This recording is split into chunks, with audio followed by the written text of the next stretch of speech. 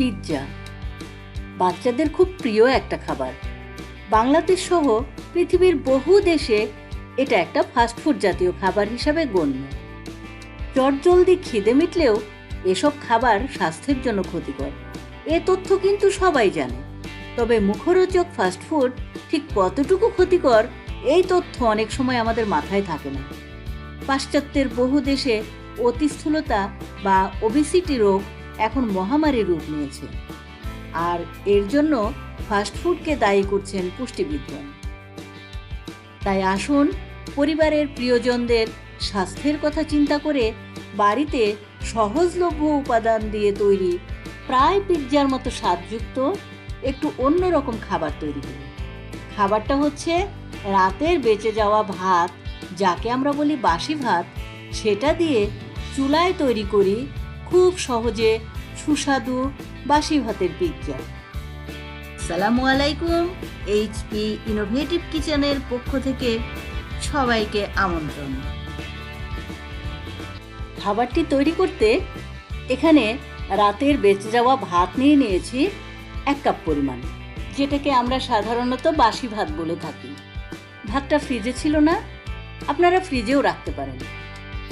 Tomato sauce নিয়ে নিচ্ছি 1 table চামচ, পেঁয়াজ এবং মরিচ কুচি নিয়ে নিচ্ছি 2 টেবিল চামচ পরিমাণ, ডিম নিয়ে নিচ্ছি আপাতত একটা।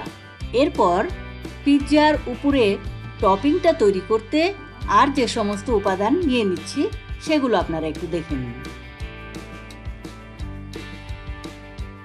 বাসি ভাতের পিৎজার টপিং তৈরির উপকরণ: লবণ নেওয়া হচ্ছে স্বাদ মতো, মুরগির মাংস 1/2 কাপ পরিমাণ, গরম মশলার মধ্যে দারুচিনি, এলাচ, লবঙ্গ, গোলমরিচ 3-4টা করে, পেঁয়াজ কুচি 2 টেবিল চামচ, আস্ত জিরা 1/2 চা চামচ, কাঁচামরিচ কুচি 1/2 চা চামচ, রসুন ও আদা বাটা 1 চা চামচ করে। এবার চুলায় একটা প্যান বসাচ্ছি, এর ভেতরে সয়াবিন তেল দিয়ে দিলাম 1 টেবিল চামচ, তার মধ্যে জিরা ফোড়ন দিলাম, একটু নেড়ে চেড়ে দিচ্ছি। জিরাটা যখন একটু ভাজা ভাজা হয়ে আসবে তখন পেঁয়াজ কুচিগুলো দিয়ে দিলাম, আবারও নেড়ে চেড়ে দিচ্ছি। এবার এর ভেতরে গরম মশলা, সেই যে লবঙ্গ, এলাচ, দারুচিনি, এগুলো দিয়ে দিলাম, লবণ দিয়ে দিলাম, তারপরে দিলাম রসুন বাটাটুকু, নেড়ে চেড়ে দিচ্ছি। বেশ সুন্দর গন্ধ বের হচ্ছে। এর মধ্যে দিয়ে দিলাম আদা বাটা, কাঁচামরিচ কুচি, নেড়ে চেড়ে যখন মশলাগুলো একটু ভাজা ভাজা হয়ে আসবে তখন এর ভেতরে ছোট ছোট টুকরা করে রাখা হাড় ছাড়া সেই মুরগির মাংসগুলো দিয়ে দিলাম। ভালোভাবে নাড়াচাড়া করে মশলাগুলোর সাথে মাংসটা মিশিয়ে একটু ভুনা ভুনা করে নিচ্ছি। আপনারা এই মাংসের ভেতরে গাজর কুচি, মটরশুঁটি, বিভিন্ন সবজি দিতে পারেন। এরপর মাংসটা ভালোভাবে সেদ্ধ হওয়ার জন্য এর ভেতরে পানি দিয়ে দিলাম 1/2 কাপ পরিমাণ, নাড়াচাড়া করে দিচ্ছি। পানিটা যখন শুকিয়ে আসবে এবং মাংসটা সেদ্ধ হয়ে আসবে, দেখুন বোঝা যাচ্ছে যে বেশ সুন্দর ভাজা ভাজা হয়ে গেছে। এরপরে ভুনে নেওয়া মাংসটা একটা বাটিতে নামিয়ে নিচ্ছি। এবার সেই ডিমটা ভেঙে একটা বাটিতে নিচ্ছি, এর ভেতরে দিয়ে দিচ্ছি 1 চা চামচ লবণ। লবণটা আপনাদের টেস্ট অনুযায়ী দিবেন। ভালোভাবে ফেটিয়ে নিচ্ছি। এর ভেতরে দিয়ে দিচ্ছি সেই কুচানো মরিচ এবং পেঁয়াজগুলো, আবারও মিশিয়ে নিচ্ছি। ডিম, পেঁয়াজ, মরিচের মিশ্রণের ভেতরে সেই ভাতগুলো দিয়ে ভালোভাবে মিশিয়ে নিচ্ছি।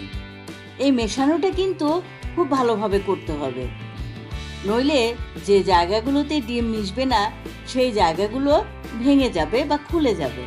আপনারা ইচ্ছা করলে 2টো ডিমও দিতে পারেন।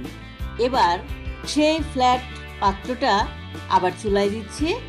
পাত্রটা গরম হলে এর ভিতরে অল্প পরিমাণে তেল ব্রাশ করে নিচ্ছি। এরপর একটা বাটি বা প্লেটের মধ্যে সেই মাখানো ভাতটা নিয়ে সমানভাবে বিছিয়ে দিয়ে গরম প্যানটার মধ্যে সাবধানে উপর করে দিলাম যাতে ভেঙে না যায়। এ সময় চুলার আঁচ কিন্তু কমিয়ে দিতে হবে। আরেকটা ডিম ফেটিয়ে নিয়ে উপর থেকে ছড়িয়ে দিচ্ছি। আমি এটা এভাবে করাটাই বেশি পছন্দ করি। আপনারা এই ডিমটা উপর থেকে না ছড়িয়ে একেবারে প্রথমেই ভাতের সাথে মিশিয়ে নিতে পারেন। তবে এভাবে উপর থেকে ছড়িয়ে দিলে যে ডিমগুলো গড়িয়ে পাশে ছড়িয়ে যায় সেগুলোকে ভালোভাবে তুলে পাশ দিয়ে কোটিং করে দেওয়া যায়।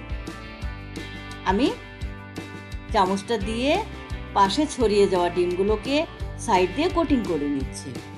উপর থেকে ছড়িয়ে দেওয়া ডিমটার ভেতরেও সামান্য একটু লবণ দিয়ে ফেটিয়ে নিলে টেস্টটা ভালো হয়।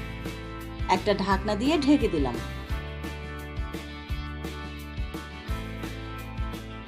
দেখুন বোঝা যাচ্ছে উপরে দেওয়া ডিমটা সেদ্ধ হয়ে গেছে।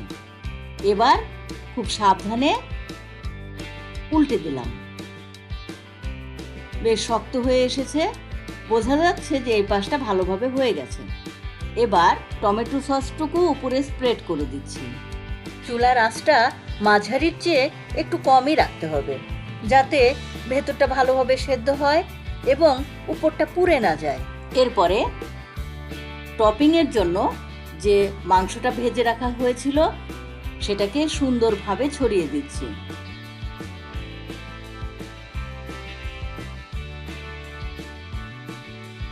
আবার ঢাকনা দিয়ে ঢেকে দিচ্ছি।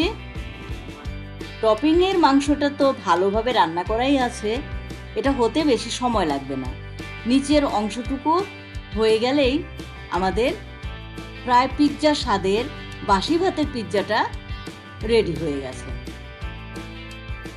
দেখুন কত সহজে ওভেন ছাড়া চুলাতে কম সময়ে কম ঝামেলায় বাসি ভাতের পিৎজা তৈরি হয়ে গেল। এভাবে বানিয়ে পরিবার পরিজনদের সকালের নাস্তা অথবা বিকেলে চায়ের টেবিলে কিংবা মেহমানদারিতেও পরিবেশন করতে পারেন। টমেটো সস বা পুদিনা পাতা অথবা ধনে পাতার চাটনি দিয়ে গরম গরম পরিবেশন করুন। বানিয়ে খেয়ে দেখুন, আশা করি সবার ভালো লাগবে। আমার চ্যানেলে কিন্তু authentic pizza mushroom sausages pizza তৈরির ভিডিও আছে। আপনারা ওটা বানাতে চাইলে I button, and screen, description বক্সের লিঙ্ক থেকে ভিডিওটা দেখে নিতে পারেন। প্রতিনিয়ত ছুটে চলা আজকের জনগণের কাছে খাবার তৈরির সময়টুকুও হয়ে ওঠে না অনেক সময়। জাঙ্ক ফুড আমাদের জন্য ক্ষতিকর, এ বিষয়ে কারও কোনো বিতর্ক নেই। ফাস্ট ফুড অসম্পৃক্ত চর্বি বা ট্রান্সফ্যাট সমৃদ্ধ। এই ধরনের চর্বি রক্তে কোলেস্টেরল বাড়িয়ে দিয়ে ধমনীতে ব্লক সৃষ্টি করে। এতে ফাইবার বা আঁশ থাকে না বলে শরীরে ক্যান্সার তৈরির মুক্ত কণিকা বা ফ্রি র্যাডিক্যাল বাড়িয়ে দেয়। পাশাপাশি উচ্চমাত্রার লবণ, টেস্টিং সল্ট বা মনোসোডিয়াম গ্লুটামেট, প্রিজারভেটিভ ও কৃত্রিম রং থাকায় ফাস্টফুড উচ্চ রক্তচাপ এবং ক্যান্সারের ঝুঁকি তৈরি করে। তাই আসুন আমাদের দৃষ্টিভঙ্গি একটু পাল্টাই, যথাসম্ভব ঘরে তৈরি স্বাস্থ্যকর খাবার খাওয়ার চেষ্টা করি। এই পিৎজাটা সম্পূর্ণ ক্ষতিকর উপাদান ছাড়া পুষ্টিকর উপাদান দিয়ে তৈরি, যেটা আমাদের হাতের কাছেই সব সময় পাওয়া যায়।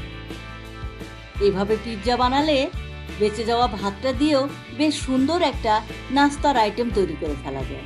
বাচ্চারাও খেতে পছন্দ করবে এবং স্বাস্থ্যের জন্য এটা উপকারী। আজ এ পর্যন্তই, দেখা হবে আগামী কোনো ভিডিও নিয়ে কোনো এক সময়। আপনারা ভালো থাকবেন, সুস্থ থাকবেন, আপনাদের সুস্বাস্থ্য কামনা করে বিদায় নিচ্ছি। এতক্ষণ সাথে থাকার জন্য অনেক অনেক ধন্যবাদ। আসসালামু আলাইকুম।